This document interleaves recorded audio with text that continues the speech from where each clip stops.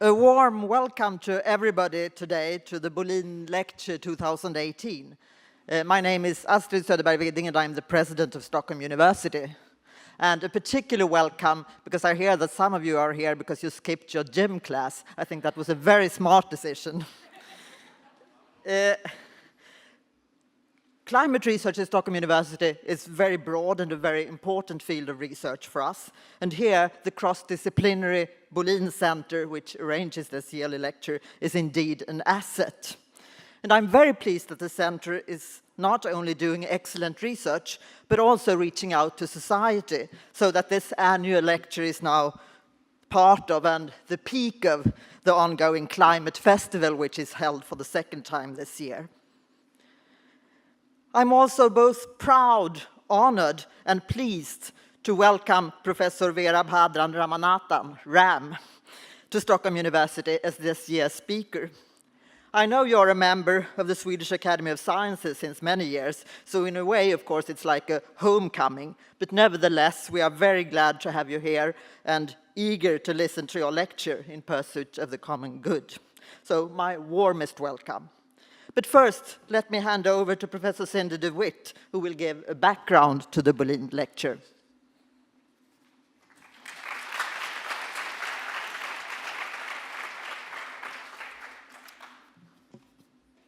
So, yes, welcome to Stockholm University.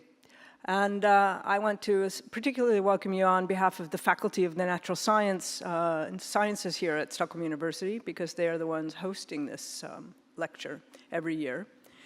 And I just want to say that this lecture series, I can't remember exactly how many there have been, but there are quite a few. It's been going on for many, many years. And they're named after Bert Bolin. And for many of you, Bert Bolin is maybe an abstract name. Many of us knew him. He passed away a number of years ago. Bert Bolin was a professor here at Stockholm University in meteorology. And as a young person here doing his research, he started studying the carbon cycle. And it was in understanding the carbon cycle that he began also to pursue his career, in a sense, in climate research. And he is maybe our most prominent climate scientist throughout our history in that respect. We do have Svante Arrhenius, who in a sense was the first professor at Stockholm University who actually identified that carbon dioxide might be a problem, could cause a greenhouse effect. But this was in the 1800s, so it was a long time ago, and it was before fossil fuel use was so widespread.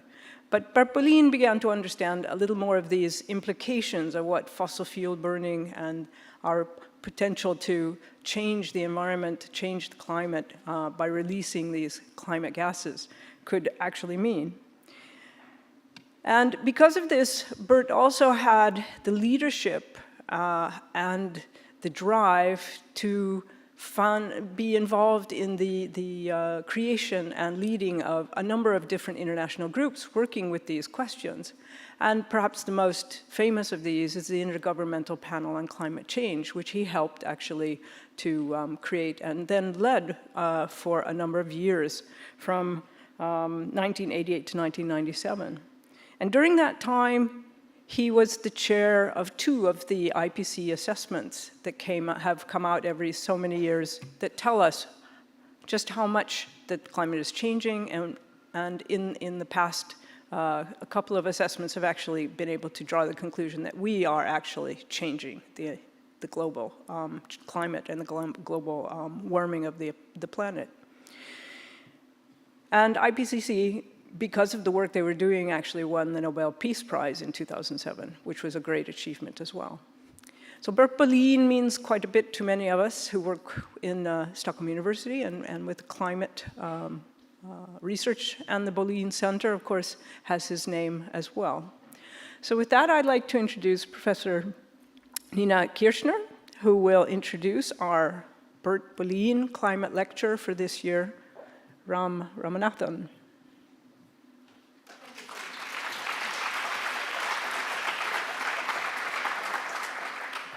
Thank you very much, Cindy.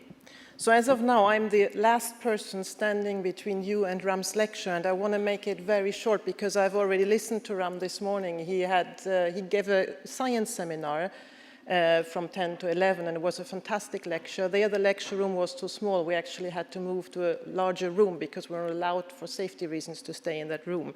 So I will make it very short. So my pleasure is now and honor is to introduce Ram. You are a distinguished professor of atmospheric and climate sciences at the University of California at San Diego. And Ram has contributed, inspired, and led the field of atmospheric and climate sciences for more than 40 years. Ram has received a number of prizes and honors that include the highest prizes you can receive. It's the Taylor Prize in the US and the Volvo Prize in Sweden, for instance. Ram has also been elected to all different sorts of academias, the US National Academy of Sciences, the Royal Swedish Academy of Sciences that was already mentioned, and Ram is also in the Pontifical Academy of Sciences. That means he is giving advice to the Pope, actually on the issue of climate change and how we address it. Ram has an incredible number of publications in the highest ranked journals. These are for specialists, but you also, Ram, you follow Bolin by communicating science to all of us who don't understand all the nitty-gritty of the details. And I just want to close with a quotation from the nomination that we received when you were suggested as the climate lecturer. And here it says, Ram follows in the footsteps of Bert Bolin by also translating the science to concrete advice on policy actions and to inspire climate scientists, the broad public in both the developed and the developing world, and world leaders. And now you are here to inspire us, and I know that you are recruiting climate warriors, and with that I leave the stage to you, and I'm looking forward. Welcome, Ram.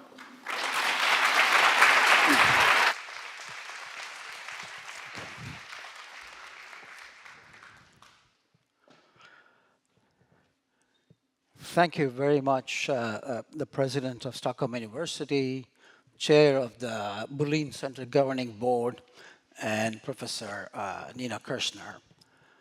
I think as your President said, this is like coming home for me. I've been guest of Professor Henning Ruther several times in this university. I started working in this field about 44 years ago. And since the last 10 years, I switched my interest to solving the climate change problem. I'm not anywhere close to solving it, but I'm thinking about it. And the reason is the first 35 years, I basically took instruments and make measurements. Every time I come back, it'll be some bad news about what's happening in the planet. So now looking back, I think of all my papers as obituaries, thinking about something in climate changing pollution. So that's why I changed to the solutions and announcing new births. Okay, so I'm going to talk to you both about the science and what we are thinking is happening to the climate, and then switch on to solutions. I must tell you, this is one of the best audiences I've had. So many high school students. I think you are the perfect audience for what I'm going to say. So why is that? As I'll talk to you soon, in about 12 to 15 years, our planet is going to transition to what we call dangerous climate change. And you will all be between 25 to 35. And you are the ones who are going to solve this problem. And it's the duty of my generation and my next generation to give you the tools. The key thing to remember is this is a solvable problem. Unlike many problems on the planet, it can be solved. And we are not solving it, not because there are no solutions. There are abundant solutions. My own view is that very few have realized how imminent and how serious is the climate change threat, okay? And certainly, I'm following the footsteps of Professor Bert Bolin. I know him. and I served in his IPCC. I think he was the first who realized the seriousness of the situation. Back in 1980s, a remarkable insight. And ultimately, I'm just listing various things he has contributed to, and all culminated in IPCC. It just simply wouldn't have happened without him. And without IPCC, I don't think this field would have even gotten the attention it has. So IPCC had a huge impact. So let me take you to how the science was done. So my own work is that, I joined a postdoc after my PhD at NASA in Virginia. I joined a team of 4, and we designed a satellite, Earth radiation budget satellite, to directly measure the greenhouse effect of the atmosphere and trying to figure out how it's going to change. Okay? So let me take my graduate student lecture on climate change science and reduce it to 30 seconds. Okay? So as we show in this cartoon, the fundamental energy source for the planet is sunlight. Okay? Not all of the sunlight is absorbed by the planet. It reflects about 30% back. These are the clouds, the ice. When you fly, you see these white clouds. They're reflecting sunlight back to space. So we call that the albedo. So 30% is sent back to space, but the remaining 70% heats the planet. And then the planet, in response, gives this off as heat energy. Technically, we call it infrared radiation. Okay? That's, in a simple nutshell, the paradigm of climate and climate change. But then what happens is the surface is trying to give off this heat. The intervening atmosphere, primarily carbon dioxide and water vapor, acts like a blanket. So it's an exact metaphor for the greenhouse effect. A blanket keeps you warm on a cold winter night, not because the blanket gives any heat, it just traps your body heat. Okay? That's exactly how the gases do. They trap the infrared heat coming from the surface, so then the surface has to get hotter to radiate to space. So keep this blanket metaphor. I'll show you how I measure the blanket thickness using actual measurements. Okay? So yeah, this comes next. So you see the satellite. It has a scanning radiometer. It measures the heat radiation coming from the top of the atmosphere. So you can see that the unit is watts per meter squared. Watts is a unit of energy. When you say 60-watt light bulb, that's what it is. The surface is radiating close to 400 watts per meter squared. All that can escape is 268. So the balance between the two is the thickness of the atmospheric blanket. It's about 130 in those units. Primarily from water vapor, about 25% from CO2. That's Mother Nature. What we have been doing by dumping these pollutant gases, I'll tell you what they are, we know within 20%, we have added 3 watts extra energy we have trapped. That is, we have made the blanket thicker from 130 to 133, about 2.5%.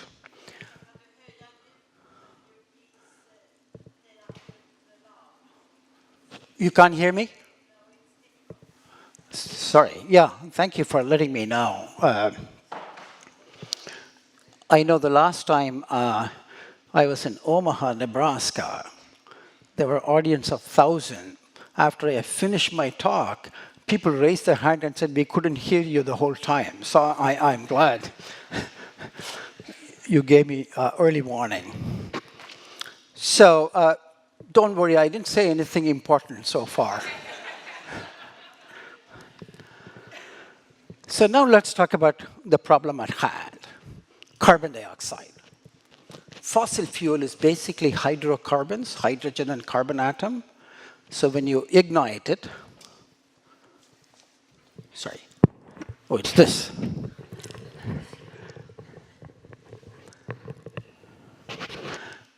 How about now? Is it okay? Yeah. So when you burn that fuel, the carbon in the hydrocarbon attaches with oxygen and becomes carbon dioxide. Okay?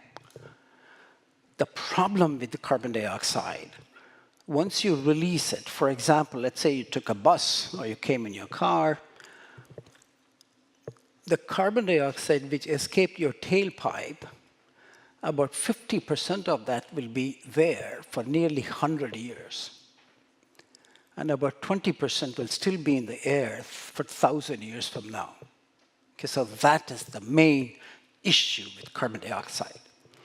So since the time James Watt invented his famous the improved steam engine, we have dumped or emitted 2 trillion tons.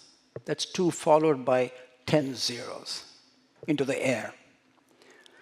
And by precise measurements, particularly my colleague at Scripps, David Keeling, we know 45% is still up there. 950 billion tons blanket covering the Earth. Just imagine the sheer magnitude of this.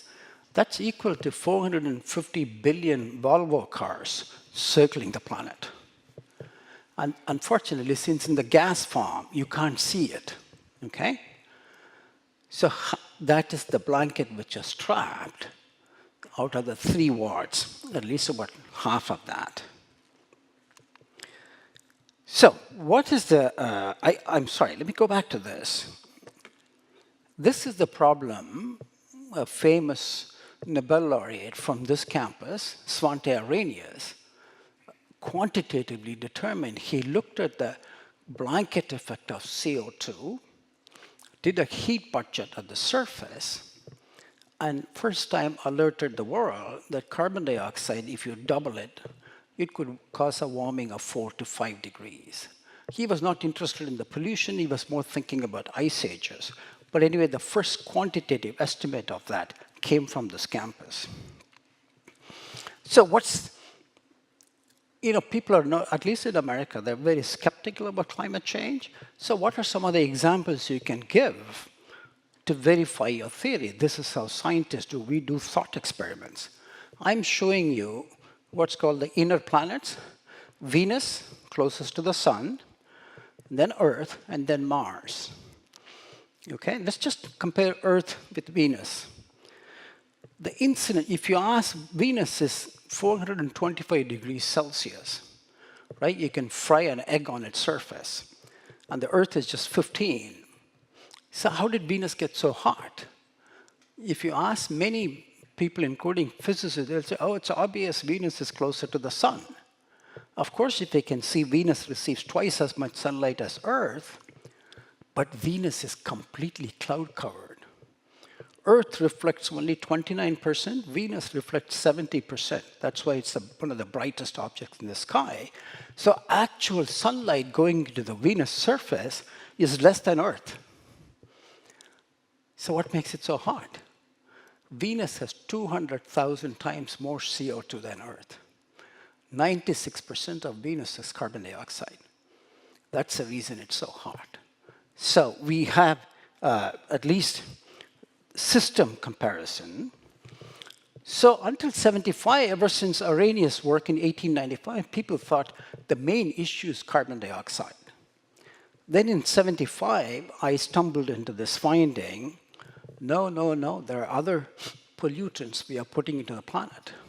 This one I looked to was chlorofluorocarbons, and it suggested 1 ton of CFCs could have the same effect as 10,000 tons of carbon dioxide, super pollutant.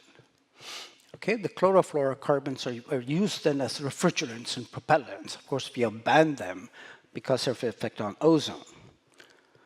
So that opened a Pandora's box.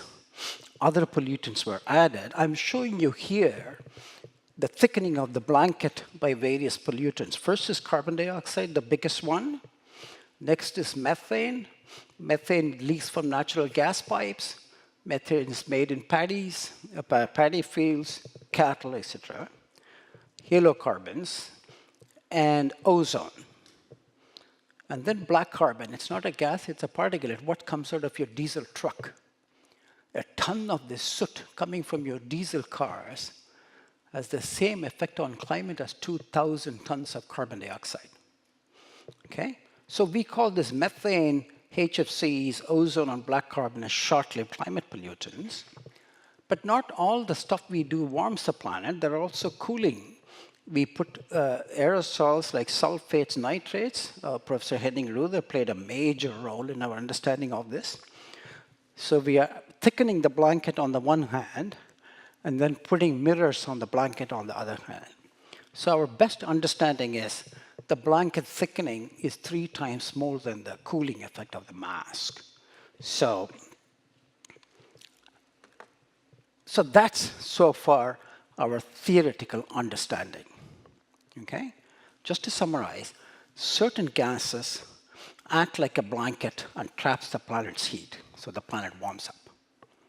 Nature gave us a blanket, we are making the blanket thicker. Okay? So by 1980, it became clear to me this problem is a lot more severe than we thought. So we decided to test the theory. That is what scientists do. When you have a theory, you make a prediction and then test that prediction. So we made a prediction that if this theory was right, the planet should warm above the natural noise, and the signal will show up. He said, if it doesn't show up by year 2000, then we know we have exaggerated something or we are missing some part. So that was made in 1980. This was the report released first in the 2001. The Bert Pauline was just finished that report. I'm showing you the global temperature record. These were collected by tens of thousands of thermometers around the world. And show from 1850, you can see how nature by itself goes up and down. And we were saying, when will the signal shoot past? So we made this prediction in 1980 when this planet was still not that warm. And then in 2000, you can see the warming went above the background noise. And it was then 2001, IPCC released, we are seeing a discernible change in the warming. Okay, I want to talk to you about a few other predictions which came true. The second is, Arrhenius was the first to suggest there is something called an amplifying effect. He said when you heat the planet on the air will hold more moisture. It's basic thermodynamics. And water vapor is the most powerful greenhouse gas. So this is what's happening. You put CO2, right? You trap more heat, and the planet heats up to get rid of it. But when it heats up, water vapor increases. There is a basic thermodynamic prescription. Water vapor in the air increases by 6%. So the blanket is getting even thicker. So the planet has to get warmer. So he used this feedback, and then others in the like Professor Manabe and others have done tremendous work. But you see, I'm by nature, don't trust anything unless I can see it and measure it. So we went back to that satellite that measured the thickness of the blanket and did it over the whole globe. And then we compared that with the water vapor. First, on the bottom figure, we see the water vapor. You can see how the water vapor is tremendously high, about 60, and decreases by a factor of 10 by the time you go to Stockholm latitudes. And that factor of 10 can be predicted by one simple equation. Okay? And you see the greenhouse effect, how it's large in the tropics, it decreases. And then we plotted it to show the way the blanket became thick as it increased the temperature was very close to what was predicted by Arrhenius. The third prediction which came true was that in the 1960s, Russian meteorologist Budiko and an American meteorologist Sellers, they said, if you warm the planet, the Arctic is going to warm much more. Simply because what keeps the Arctic cooler is the sea ice and snow, which reflects 80% of the sunlight back to space. But when you warm the ocean, the ice would melt, and then more sunlight. And we decided to test it with the same climate satellite, which I helped launch in the 1980s. You see on the top, 1979, our sea ice. You know that the sea ice has decreased, particularly September 1, by 30%. And you can see where the sea ice disappeared, the ice was gone. The open ocean is very dark. So what we showed was the whole Arctic was getting darker and darker. What do I mean by darker and darker? It's absorbing more sunlight.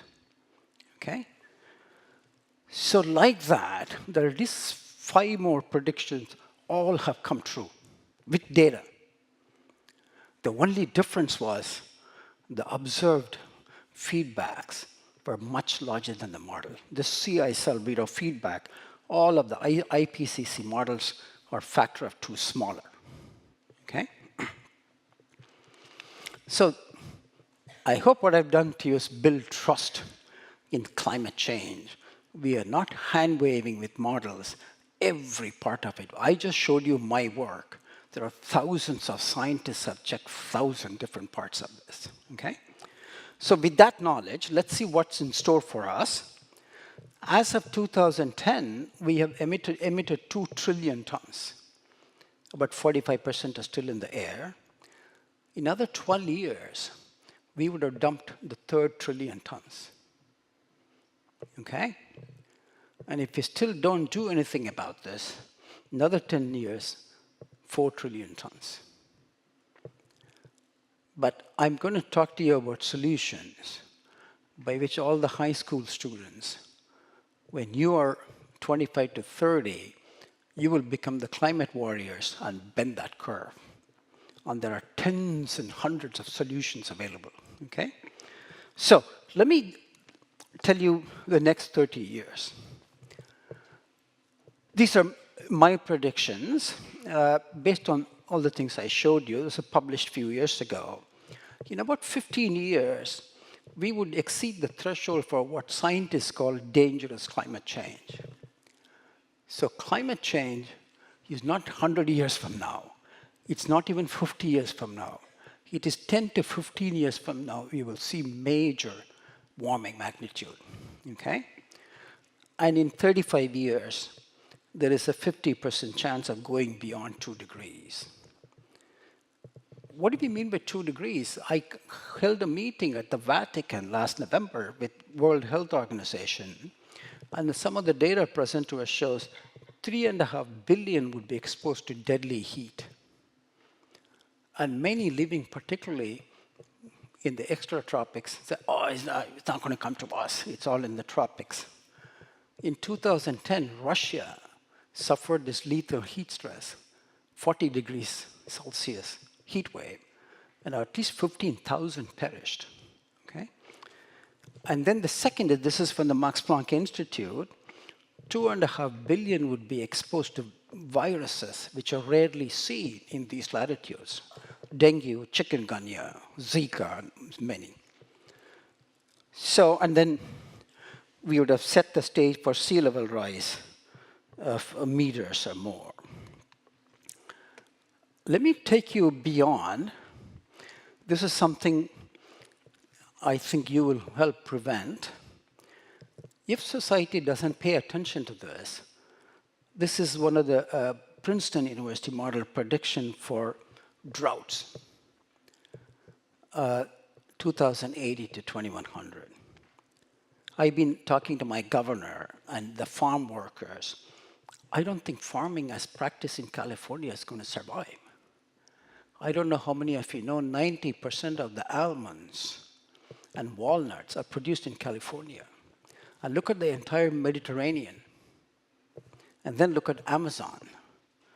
If this model prediction comes true, I think it's about a 5% probability it will happen.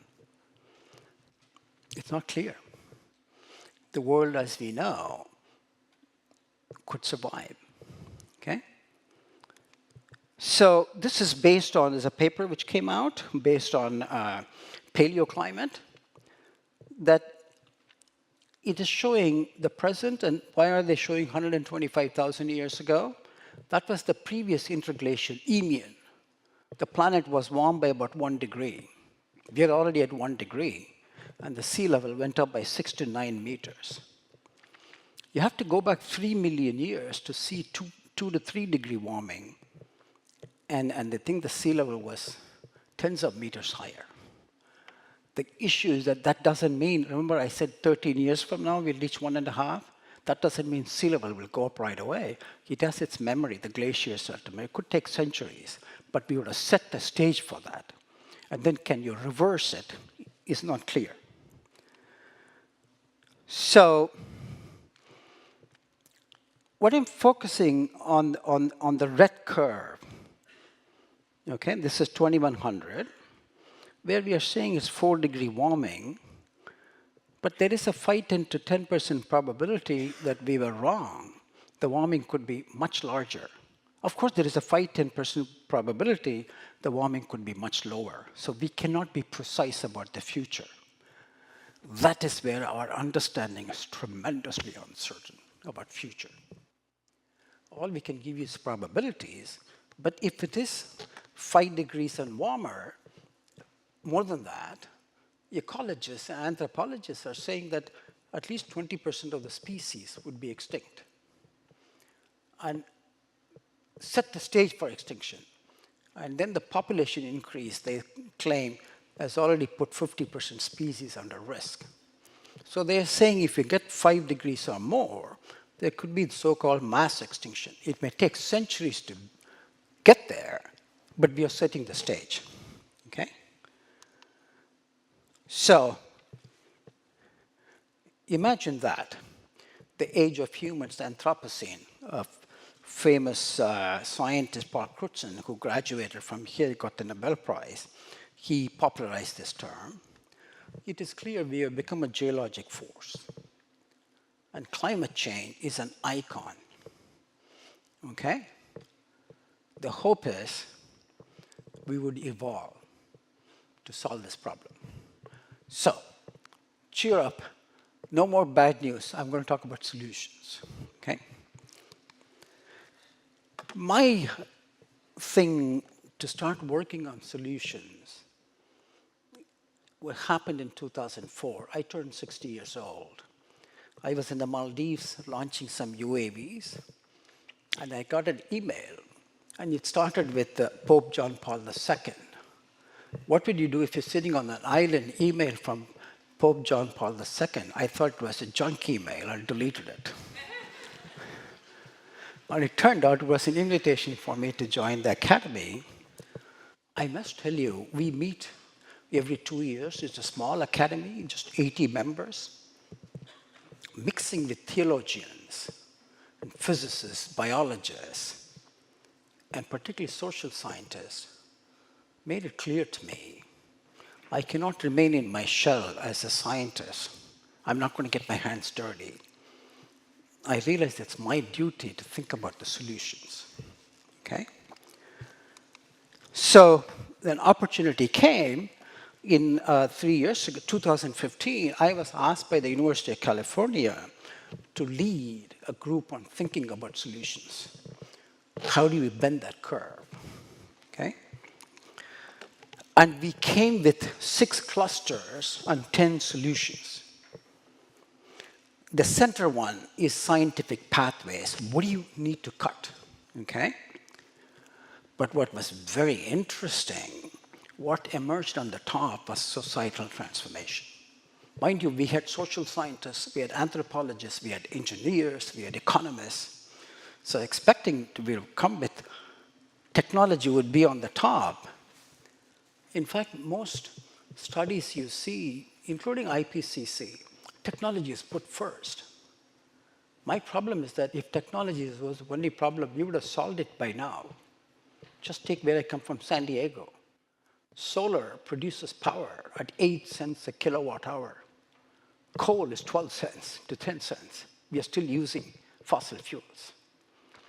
So I'm going to talk to you about the societal transformation. Then, of course, comes governance, markets and regulations. For example, Sweden has a carbon tax. That's one way to do that. And technology measures. other thing which came to the top was ecosystem management. There is a huge potential there. Doing things which make sense would also cut the climate change problem. But the thing is, I waited for 3 years because our governor was here. I thought Jerry Brown is going to do something. They're doing their best, not much. So we formed a coalition. I call it California Collaborative for Climate Change Solutions. I just called for this 3 months ago. Every campus in California immediately joined. Caltech, Stanford, Berkeley, all 10 campuses. Apparently, such a coalition has not happened since World War II. What it told me, it's definitely nothing to do with my leadership skills. Each of these scientists have figured out, we are seeing that cliff. It's not very far. So we all have to, in addition to doing our science, work on the solution. We propose 50 projects. Our dream here is identify innovations, do the demonstration in our cities. Minimum population is 50,000, that's our. And then find out which of these are scalable, and then bring our local industries and policymakers to take it further, okay? So what do we need to do? The solutions. 4 things. We have to work on 4 levers, okay? Which means we have to form in a team of 2. Between the 2 of you, you have 4 hands, right? To pull on 4 levers. The first is the carbon lever. Just decarbonize the economy. So what do we mean by that? Electrify everything, all end uses, and generate that electricity using renewables, solar, wind, even nuclear, hydro. Okay? That's what it is. It's as simple as that. Of course, it's very complex. You're perturbing the whole economy. The thing you have to remember is that when you cut down CO2 emissions, the planet could heat up because you're removing these aerosols, right? Cooling aerosols. Temporarily, short term. So what you need to do is at the same time pull the second lever, which is short-lived climate pollutants. Remember I said black carbon from diesel is 2,000 times more potent? Its lifetime was only a week. So you stop black carbon emissions, its heating disappears within a week. So you need to do both so that you can see that curve. I put carbon dioxide only, see how long it takes to respond. The short-lived climate pollutants immediately bends it. So when you add the 2, you can see how the lever is bent. But unfortunately, we have delayed actions so much that we're all realizing those 2 are not enough. You have to suck that carbon dioxide out of the air. We are finding you may have to take as much as 500 billion tons out from the air. Then we can keep the planet safe. How do you do that? There are at least 6 to 8 different methods. We are going to test 4 of them in the field in California to see which are scalable, okay? So the bottom line is, it's a solvable problem, and we can solve it in 15, 20 years. That's the time we have.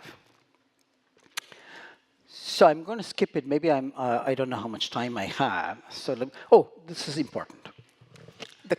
The key argument I hear when you say decarbonize, the industry says, oh, it's going to ruin the economy.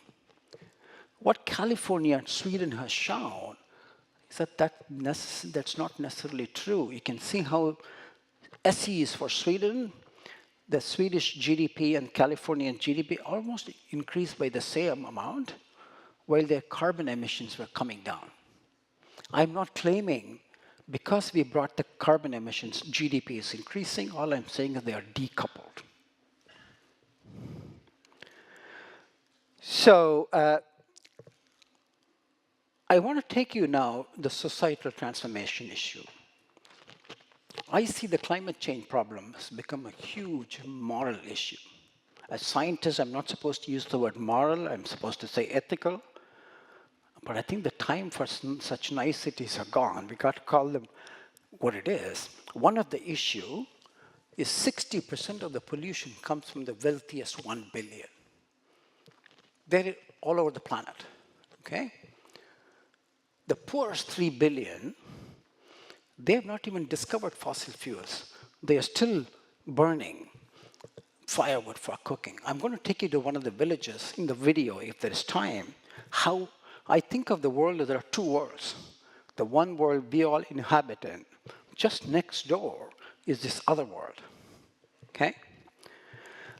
And they have nothing to do with this, but we know what will happen. Mega droughts, they're going to get wiped out first. Okay, so that's the second moral issue. Just to preserve my lifestyle, I'm doing something which is going to affect children and grandchildren. The high school students could be my children or grandchildren, and generations to come. Okay? So those are the moral ethical issue. So one of the things we did, we started a project to cut down the soot emissions from these cook stoves. It was really killing close to 2 million women and children, just inhaling that. So this is work I did with my daughter. She started her own NGO. What she did was put smart sensors in this improved stove. If they use it, she gets the data. We calculate the reduction in carbon emissions because she's not cutting as much wood, and then connect her to somebody wealthy in California. They send that woman carbon credits, okay? The second societal transformation, this is what I briefed Pope Francis. Mind you, this happened in 2014. We had top economists, many Nobel laureates, including Paul Crutzen was there. And I was asked to brief Pope Francis. And our conclusion after 3 days, mind you, these are physicists and chemists and biologists, we concluded finding ways to develop a sustainable relationship with our planet requires ultimately also a moral revolution. What is that moral revolution? Changing our attitude towards nature. Nature is not infinite. You keep taking, it's going to get depleted away. You have to put it back. And the second is change our attitude towards each other. Because climate change is a common good problem. Our CO2 emission in Sweden will affect the whole world. Likewise, because so we all have to be together. The next is, I think what we need to do is to educate our young. Not only paralyze them with bad news, but give them the tools. So we started this climate solutions course. It's a hybrid course. Lectures from the top leaders in the world were taped, and the students are supposed to listen to the lecture, review the lecture before they come to the class, use the class to discuss the solutions. So we launched it in 6 campuses. Now we want to launch it with the slogan, California tomorrow, California today, the nation and the world tomorrow. Our aspiration is we want to create 1 million climate warriors. That's how I think this problem is going to be solved. Bottom up, people asking for solutions and people doing it themselves, okay? The other thing, major movement happening is that this is the meeting we organized at Vatican with Lancet Commission and WHO. Finally, the doctors are realizing this is going to become a major health issue. Just imagine the viruses I talked about, heat stress, right? And the third one, which was uncovered by a Harvard physician in that meeting, mental health. Imagine you're losing your house to fires, floods, right? So we are now, we are calling for an alliance between science and religion. And I'm not being naive that science and religion can work together, not in many areas, but in nature, our aspirations are aligned. We say protect nature, and they say protect creation. And particularly in the US, that's the only forum I can find to talk to people directly like this about climate change in a non-political forum. In the US, climate change has become so politicized. Now we are forming alliance with healthcare, right? Doctors, and whether you are a conservative or liberal, you go to the same doctor. I must say our JAMA, they are now coming. We published an editorial there. So many, many physician associations are alighting up on climate change. So that's another new opportunity opening up. Can anyone know how I exceeded the time? I have another 2 minutes. I'm fine? Very good. I'm finally coming to telling you what you can do. Right? I mean, I'm old enough, so I can tell you what to do. But take a look at this movie. I spent 4 months in sabbatical. I'm going to show you 3 houses. One, I had breakfast, then lunch in a different village. I started from South India, went all the way up to north. And see how we are left 3 billion people in dark ages. Oh.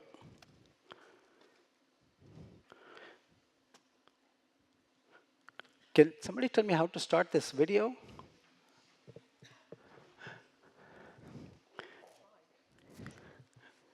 I thought it was, no?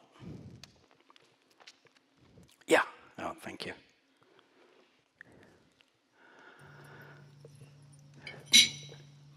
I had breakfast, she's preparing my breakfast. It's 6 in the morning.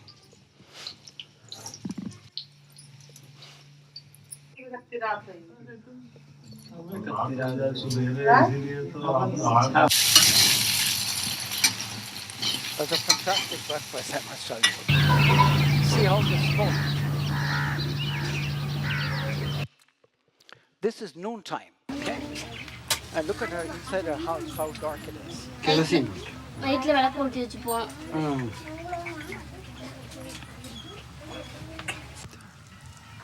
While the women are working, this is what boys do in the villages.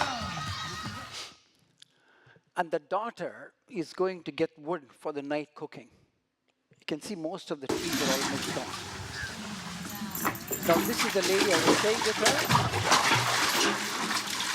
She's getting water for our dinner and next day shower. Look at how carefully she can't afford to lose 1 drop of water. Because there are 8 people who are depending on those 2 drums.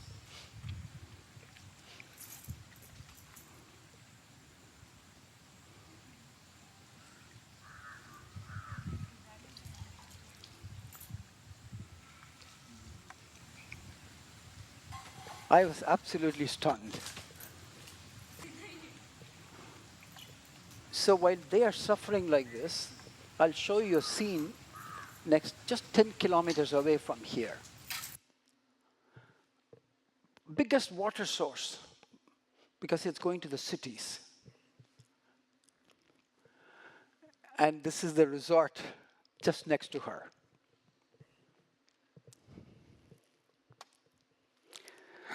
So now this is to our high school students. The first thing I have learned, and I'd like you to pass a lesson to you, knowing is not enough. You must apply. Willing is not enough. You must do. So why are they laughing? Smiling? This is what they have to do. I'm showing you just a handwritten graph or temperature change starting from the Ice Age 20,000 years ago. Then we slipped into the Holocene, warm climate, right? And then what Crutzen calls the Anthropocene. That 2030, that's 12 years from now, we are going to pass the 1.5 degree threshold. When we do that, we have exceeded the climate of the Eemian period, 130,000 years ago. By 2080, we would have gone to a climate not seen for 20 million years. So we have 15 years to bend that curve, okay? I hope many of you here would get educated on the science of climate change and the solutions. It's not going to happen by, disciplinary science. It has to be interdisciplinary. You have to understand the human dimension of it. You have to understand the economics of it, the technology side. It's just going to take a whole new generation to solve this problem. And I can assure you, it can be solved and it will be solved by you. Thank you.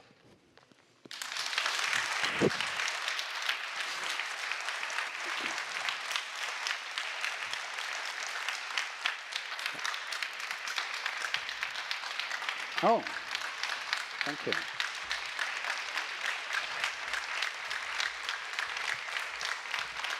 Okay.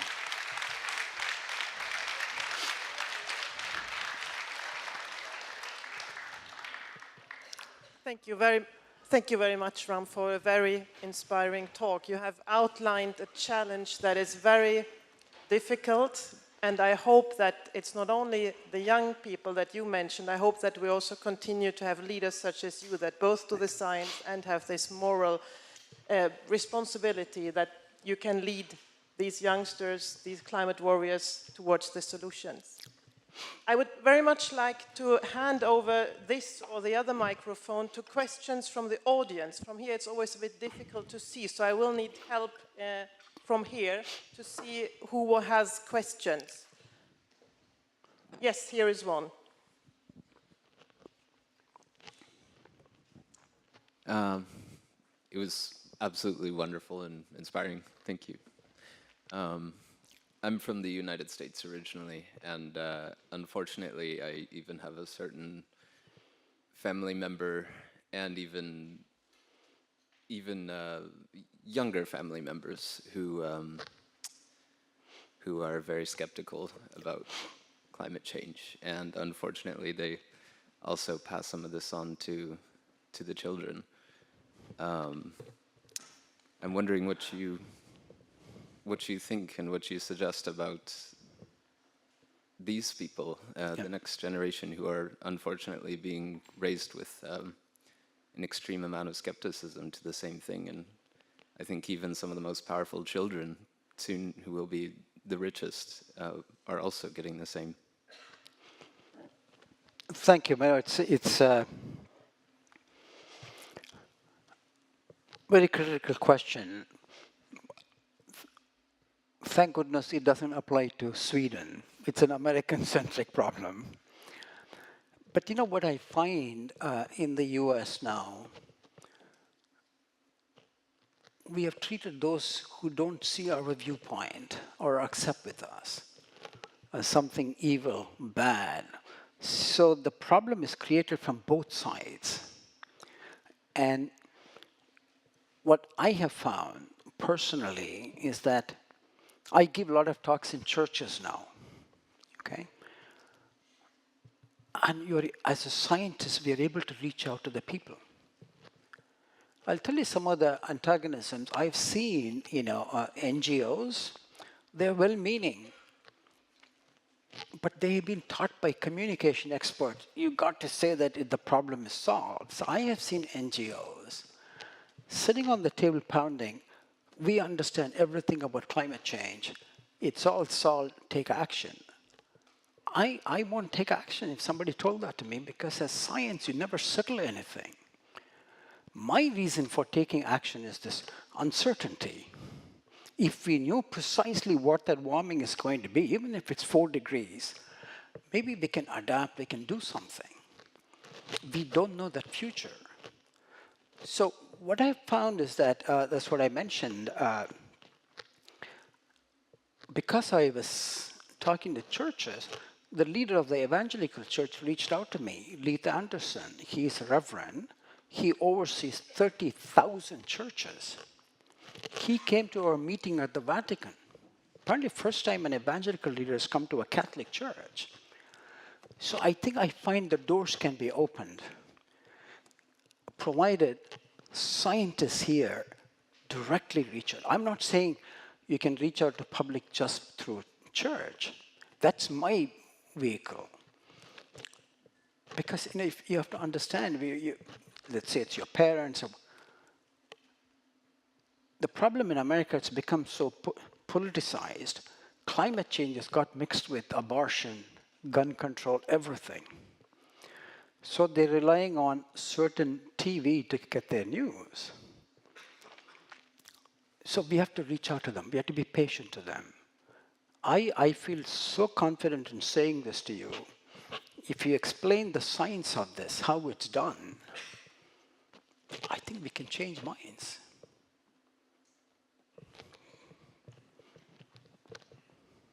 Is there another question or comment? Yes, please. Yes, so this might be a bit of a sensitive topic, but I was thinking about your slide comparing the GDP of Sweden and California growing while the carbon emissions go down. And I'm slightly skeptical because do you think that decreasing carbon emissions can go with our economy and our how much you consume? I know that Sweden is a country that has lowered carbon emissions, but we have also outsourced most of our production in other countries. Yeah. We buy things from China. Sweden owns coal mines in other countries. So do you think, yes, lowering carbon emissions can go with our economy model that we have right now? It's a great question. I think yesterday Professor Arjen Gustafsson raised the same issue. Remember, my graph just goes from 2000 to 2016. I can certainly tell you what happened in California during that time. Okay. For example, in San Diego, where I come from, our mayor is Republican. We are already putting 30% of our power from renewables. And Oakland, same thing. They have cut their emissions for the particular use. So the reductions we are showing is not because of export to some other territory. It's the local consumption. How much carbon we generate for power generation. You can't import power, right? And how much was renewables? Our transportation. Of course, California is horrible in terms of transportation, but we are trying to convert that to electric cars. There is a misconception, if you go to electric cars, you cut the pollution. No, if your electricity was generated by coal and oil, it doesn't help. In fact, it hurts. So all that is factored in the California data. The Swedish data, we just took it from International Energy Agency. I don't know if they factored in this part. I'm going to look into it. But one thing we know, that's why I talk to people when I come here, including Nina. I talk to the waiter and the manager in my hotel. Everybody was complaining about the high cost of commuting with your car because of your carbon tax. So it has changed behavior. So I think if you look at the per capita consumption just for transportation, you will see that effect. If you look at all end products, then of course you're importing things, you're exporting stuff. But I think in fact, if you look at the EU emissions, as you know, last 3 years they've come down by about 1.5%. And the increase in emissions mainly happening is, of course, India, China, other parts. It could very well be true some of that increases because we have shipped our stuff to them. The lifetime analysis has to be done. But I don't think all of the Swedish data was due to exporting your manufacturing outside. Some of them, it must be contaminating the data.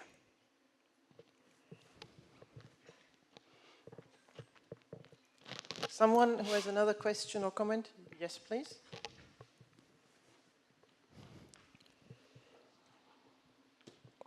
First, I must say I really loved your presentation, but I must agree with the lady over here also on the Swedish data, because we also in the data we report to international organizations, it's reduced synthetically by an increase of forest growth that is temporary due to quick-growing species that are not indigenous to Sweden, which has a difficulty on biodiversity. And you check resilience centers graphs on which system limits on the planet that are most exceeded, you see that the biosystem destruction is one of the worst problems, as you mentioned.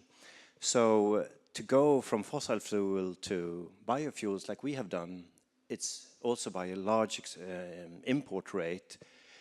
So we are keeping our figures synthetically lower because of that. And I would like to repeat the question, how can an economic model based on constant growth be possible on a planet when we only have one planet? If you say that we can do it with technology change, just take example of a car. In order to produce jobs, we need 3% more production every year to keep it going because of efficiencies. Let's say we want to reduce emissions with 1%. Then you have 4% yearly resource efficiency to reach both goals. But that means in only 300 years, cars will be 0.25 grams, which is patently absurd. Yeah. So I still want to have an answer. Is it possible, the current growth logic, to keep it in line with the system borders of one planet? Yeah, I mean, that's the so-called growth economy versus circular economy is an issue. I'm not qualified to get in there, but I can ask you this question. What is being pushed in terms of the solutions is that if you electrify all the end use, number one. Number two, and generate that electricity with renewables, the big issue with solar is it's intermittent. What do you do when the sun goes down, rain comes? So the way we are now doing that in California, in our collaborative, we are starting a project in which you store the energy in hydrogen. You use electrolysis. It's being done at a farm scale. It's expensive. And that's where the economists come and say it has to be market incentivized. I'm not buying that argument, because if the climate change is going to be existential threat, we're not going to make a decision of what to do it or not, right? And that stage is coming 15, 20 years from now. So the third step you need, this needs international collaboration, the so-called smart grids, right? If all of Europe is connected in one grid, then you can produce that solar at Southern Europe, Spain, and Italy, and connect rest. Even here, I don't see anything why Sweden. I mean, I'm enjoying such beautiful sunshine. When I got off yesterday, I thought I came back to San Diego. So why can't we, when the sun is there, why can't we produce hydrogen and burn that hydrogen in fuel cells? So the solutions are there, but they are expensive. So the cost argument is given to defeat this, and that is why I find, at least, you are raising data about the Swedish, so I'll look into it. Certainly in California, we have the highest GDP in all of US, and we have the most stringent climate laws. Our emissions have to go down by 40% by 2030. University of California system is planning to go carbon neutral. We have not figured out how to do this, but it's creating innovation. So, but on this issue, just hearing from my economist friends at the Vatican, they say that's the issue. Development economists say we are stuck on this growth. But I'm thinking, can we decouple that? If I'm producing all my energy with solar and wind, so that's the thing I'm zeroing in on. That technology is there. We don't have to reinvent anything. We probably have to make it cheaper. And the solar, as you know, last year, 50% of the growth in new energy was all solar. And there are 8 million people employed in solar industry.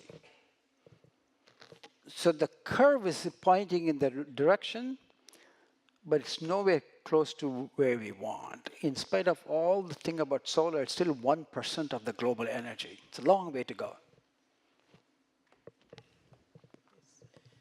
If there is no more questions, we have also the opportunity. Yes, okay, we give you the last question from the audience.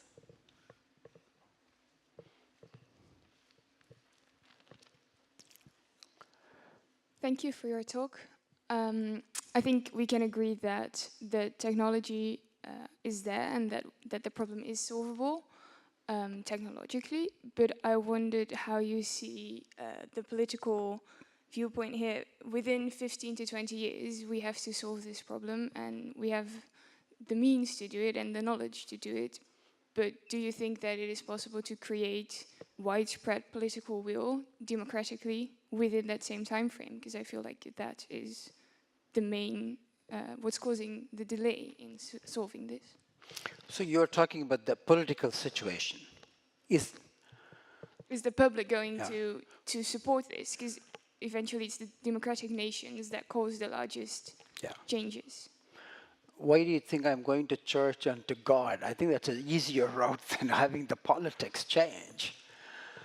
I honestly think our political leaders have done as much as they can. They don't have public support. You know, if you look at the Paris Agreement, it's fantastic, but I see it as the emperor without clothes. It's not addressing the urgency. And I'm thinking if enough of my fellow scientists worldwide and we educate our youth, I think we need that push. From the top down, I don't see much happening, particularly the US. It's not clear. But what would, like, how could that work democratically? Then it wouldn't be democratic if it would be top down. Sorry, can you? She said it wouldn't be democratic if it is top down. Exactly. We have to come from bottom up. The problem is, you know, we heard from our friend from the US, well-meaning people don't trust this science. We have to work on them. At least in the US, you know, we have left behind 40% of Americans behind. So in a democratic system, we are never going to be able to do that unless we talk to the people and tell them about our science. It looks pretty hopeless what I'm saying, but it can be done. Remember what Nelson Mandela said, it looks impossible until it's done. This is actually a very good point to close this discussion. You couldn't say it any better. We will hopefully see that it was doable in 15 years, which is the deadline that you gave us today. I will now hand over to Professor Cynthia DeWitt, who will award you with a diploma and flowers, and there will be coffee and some small things outside, so there's also opportunity to discuss out there. But now let me hand over to Cindy first.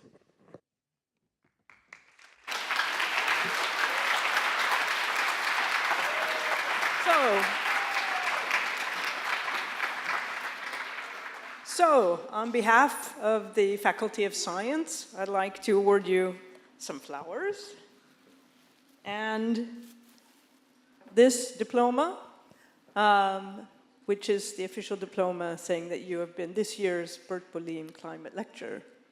Thank you.